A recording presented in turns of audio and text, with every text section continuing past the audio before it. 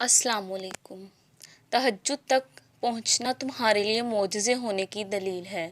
تمہاری دعاؤں کی قبولیت میں اب کوئی تاخیر نہیں رہی ہے۔ بہت خوش قسمت ہیں وہ جو نماز عشق ادا کرتے ہیں۔ وہ کیفیت ہی ناقابل بیان ہے جو تہجد میں محسوس ہوتی ہے۔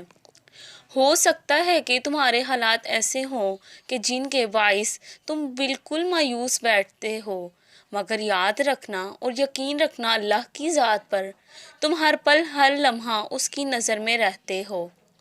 تہجد تک پہنچنا تمہارے لیے معجزے ہونے کی دلیل ہے۔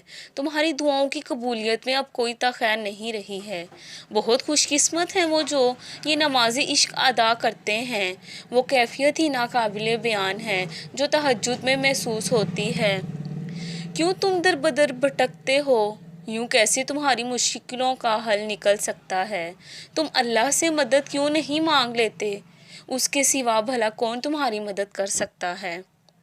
تمہارا رب کبھی نہیں چاہتا کہ تم مستقل کسی درد یا غم میں مبتلا رہو، اس لیے ہر کہانی کے اختتام پر وہ یا تو تمہاری چاہ پوری کر دیتا ہے یا اس سے بھی زیادہ بہترین تمہیں عطا کر دیتا ہے۔